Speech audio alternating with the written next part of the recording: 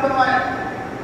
आप यहाँ बैठे हैं, आप देख पा रहे हैं कुछ फोटोज लगी है यहाँ, भगत सिंह है यहाँ।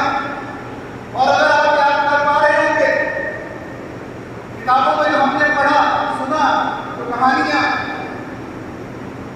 8 अप्रैल 1929 को जब केंद्रीय असेंबली के अंदर भगत सिंह ने बम फेंका था अंग्रेजी हुकूमत के खिलाफ, और जब पर्चा वहां दिया गया था ऊपर से गैलरी से जब फेंका गया था चुने हुए नुमाइंदों के बीच में, और जो जारी किया गया था बलराज के नाम से, वो बलराज कोई और नहीं थे, उनके साथ दूसरी फोटो लगी है चंद्रशेखर आजाद, उनका दूसरा नाम बलराज था, छिपा हुआ नाम जिसको जाहिर नहीं किया जाता था।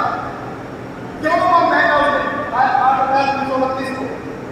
क्योंकि 1926 में यूनियन बनाने का जब अधिकार मिला, ठीक 2 साल के बाद अंग्रेजों ने उस अधिकार को छीनने की कोशिश की और हड़ताल पर प्रतिबंध लगाने की कोशिश की, और ये तर्क दिया गया कि यूनियन बनने के बाद अंग्रेजों को खतरा पैदा हो रहा है। एक पब्लिक सेफ्टी बिल लाया गया था जिसके खिलाफ बगावत की थी भगत सिंह ने, उनके साथियों ने, और वो केंद्रीय असेंबली में बम फेंका कि मजदूरों के खिलाफ अगर हमला करोगे तो आपको मुकाबला करना पड़ेगा। ये लड़ाइयां हुई ना इस देश के अंदर, बाद में भगत सिंह को फांसी हुई।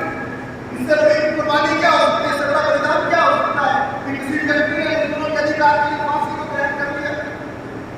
और ये जब सब कुछ हो रहा था उससे 1 साल पहले जब पूरे देश में जब यूनियन बनी थी 1920 में, उसके जो पहले अध्यक्ष थे लाला लाजपत राय,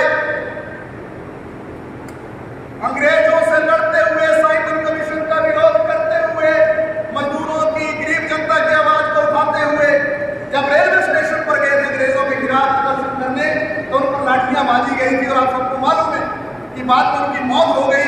इतने बर्बर तरीके से अंग्रेजों ने जो पीटा था। यूनियन के एक और नेता ने अपनी जान की कुर्बानी दी। ऐसे सैकड़ों, हजारों, लाखों लोग हैं जिन्होंने जेल की सलाखें देखी, लंबी लंबी यातनाएं भुगती, काला पानी की सजा भुगती, फांसी के फंदे चूमे। तब हमारे देश में जो मजदूरों के कानून, जो अंग्रेजों के जमाने से 1923 से पहला कानून बना, और अंतिम कानून मोदी सरकार के